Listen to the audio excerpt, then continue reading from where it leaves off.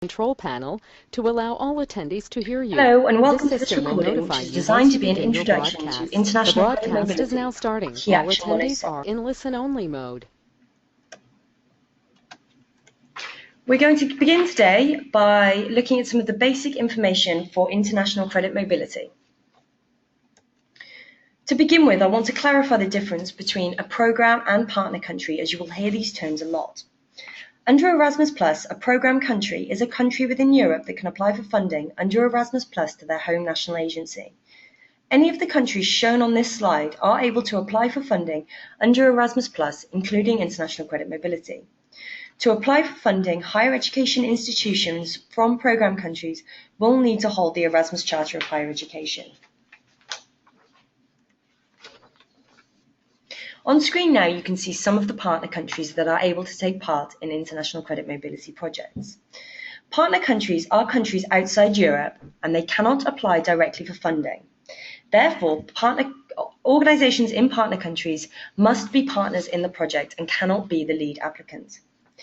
Partner countries do not have national agencies and do not need to hold the Erasmus Charter of Higher Education. However, they will be required to sign an international. You can see here that the partner countries are split into different regions, and each region has funding rules and budgets available, but we will look at this in more detail later in the presentation. If you would like more information about partner countries, please see pages 23 and 24 of the 2016 Programme Guide. So at the moment, you can see regions 1 to 8 of the partner countries. And now these are the final regions, regions 10, 11 and 13. Please note that under 2016 international credit mobility applications, regions 9 and 12 are not eligible destinations. However, all the countries shown in these slides are eligible to be destinations under international credit mobility. So you can go to any of these countries, or any of these countries can be involved in your project. So what is international credit mobility? Erasmus Plus is now opening up the same mobility opportunities that are available between program countries to partner countries, therefore allowing mobility to and from other parts of the world. The aim of international credit mobility is to ensure high-quality mobility activities with maximum impact. International credit mobility is a decentralized action managed by national agencies in each program countries. For the UK, it is managed centrally in Cardiff. International credit mobility is a relatively new feature and was introduced from 2015 onwards. It has its own budget, but many of the features are the same as Key Action 103, which is mobility of individuals within Europe. So for example, both Key Action 107, International Credit Mobility, and Key Action 103 share the same Erasmus Plus quality framework. There is a requirement for students to have academic recognition when studying in a partner country, and the project duration for applications submitted in this round can either be 16 or 24 months, which is the same as Key Action 103. So why apply for international credit mobility funding? There are many reasons to apply for this type of funding, and some of them are shown on screen now. This type of project has a real focus on internationalization and aims to bring individuals from countries outside Europe to your home higher education institution.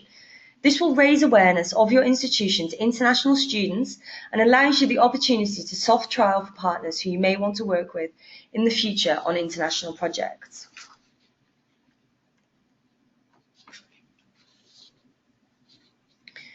So who can apply for international credit mobility? Only organizations based within a program country can be the lead applicant. Organizations from partner countries can only be partners in an international credit mobility project. Organizations in partner countries cannot be the lead applicant. International credit mobility projects must include at least 2 participating organizations from different countries. That will include your organization based in a program country and a partner organization based in a partner country. A Key Action 107 International Credit Mobility project should only include 1 organization from a program country, and the rest of the partners should be based in partner countries located outside Europe. A higher education institution from a program country can only submit one application if they are applying as an individual institution. However, they can also apply for international credit mobility as part of a consortium, in which case it is the organization's responsibility to prevent double funding of the same mobility should two channels be used simultaneously.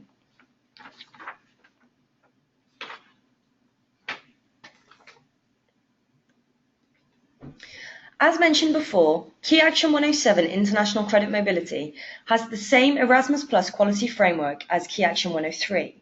The institution applying has to have the Erasmus Charter for Higher Education. For the institution in the partner country, the principles of the Charter are embedded in the international version of the Interinstitutional Agreement, and therefore it is not necessary for organizations in partner countries to hold the Erasmus Charter for Higher Education. Please note that you do not need to include the international version of the Interinstitutional Agreement with your application, but this must be signed by all partners before any mobilities can take place.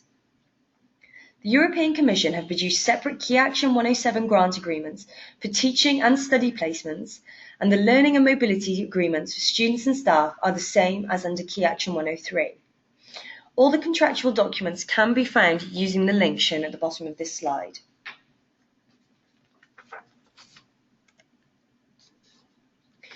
Like Key Action 103, International Credit Mobility, or Key Action 107, is a grant for student and staff mobilities. Students that are enrolled at a participating higher education institution can take part. However, the mobility activity must relate to the student's degree-related learning and personal development needs.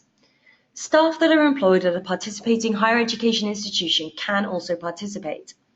There are three types of mobility activities for higher education: study mobilities for student and a partner higher education institution, and there are also teaching mobilities for staff at a partner higher education institution and training mobilities for staff, but that does include conferences.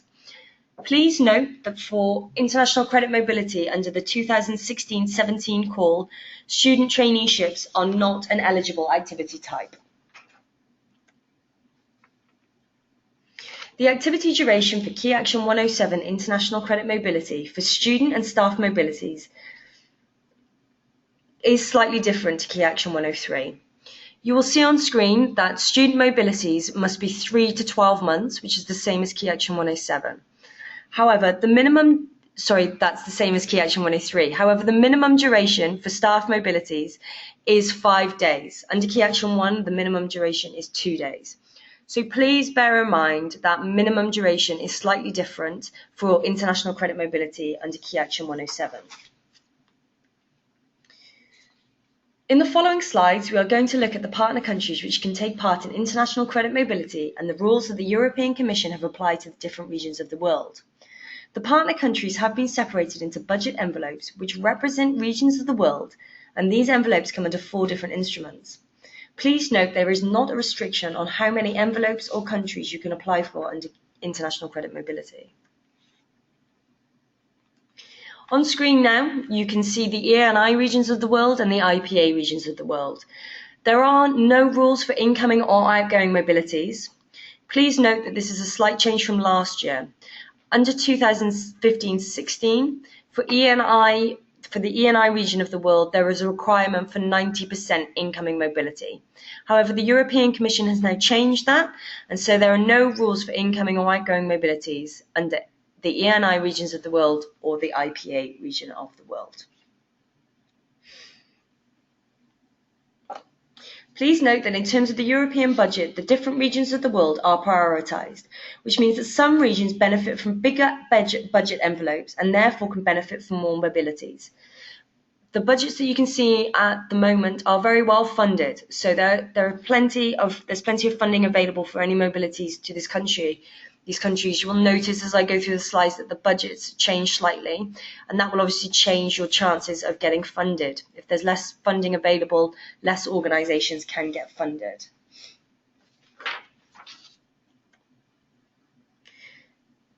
Here you can see the DCI region of the world.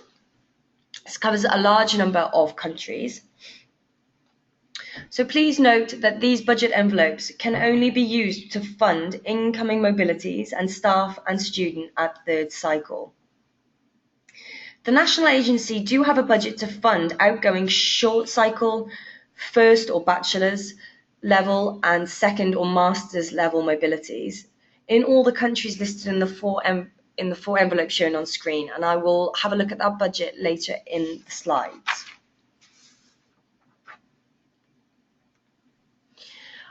We also have the European Development Fund region of the world available to apply for this year. This region is new for 2016-17 projects, and you can apply for mobility to any of the countries shown on screen. It is a very extensive region, and there are lots of options for places that you can go. But please do note that the rule for this is the same as DCI, and funding can only be used to fund incoming mobilities and staff and student at third cycle. Under these envelopes, under DCI and EDF, there is no funding available to fund outgoing short cycle, first cycle or second cycle mobilities. But like I said before, the UK National Agency has created a budget to cover those, and we will have a look at those later in the slides.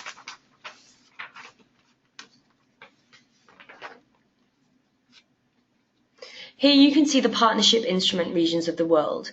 You can see the countries that are covered by these partnership instruments, and I'm sure you can understand that these are very popular destinations for organisations to apply for. If you're interested in having mobilities to these countries, please do feel free to apply for them, but please note that the budget for these is very, very limited, and we do get a high level of interest, so funding is not guaranteed and it is very, very competitive. You'll note that from the rules section of that slide that there are no rules or restrictions to applying for the partnership instrument regions. As I mentioned before, the UK National Agency has created a budget envelope, and this is reserved for outgoing students enrolled in short cycle, cycle 1 or cycle 2. Cycle 1 is bachelor's, cycle 2 is master's. So you can apply for outgoing mobilities at cycle 1 and cycle 2 and short cycle, under this budget. But please note that the budget for this is very limited, and so it will be very competitive. So to sum up, if you would like to apply for outgoing mobilities at short cycle, cycle 1 or cycle 2 under the DCI and EDF regions, you will do so under the region shown on screen and under that budget shown on screen. It is very popular, and so it can be very competitive. So I would recommend that you don't just list mobilities under this region. Please make your application more varied to increase your chances of funding. Now to look at regulation of balance, which is a responsibility of the UK National Agency, but I'm providing this for your information.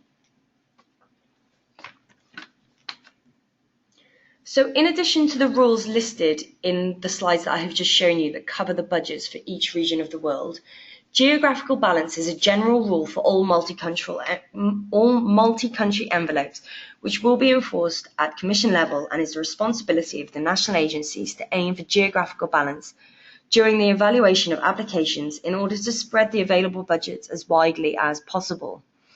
In order to attain this target, higher education institutions are encouraged to work with partners from less developed countries and regions, in addition to the large emerging economies.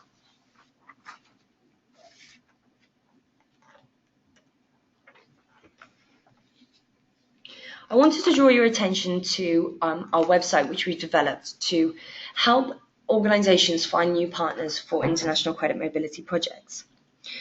This webpage lists partnership opportunities from any higher education institution in an Erasmus Plus partner country looking to partner with any UK higher education institutions for international credit mobility under Key Action 107, Mobility between Programme and Partner Countries. Any higher education institutions from partner countries around the world looking for international credit mobility partners in the UK should download and complete the Higher Education Partnership Opportunities form and email it to erasmus@britishcouncil.org, and we will publish the details on our website. I also include that email address on the next slide for you as well.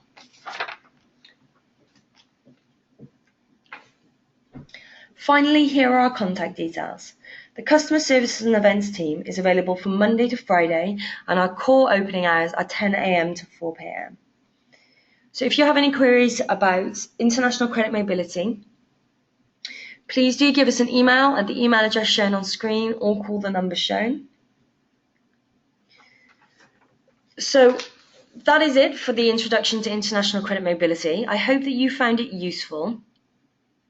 I would recommend as well that you take a look at our video, which provides step-by-step guidance through the application form for international credit mobility, as it could be very useful and provide guidance if you're filling in the form. So for now, best of luck with your application, and thank you very much for your time.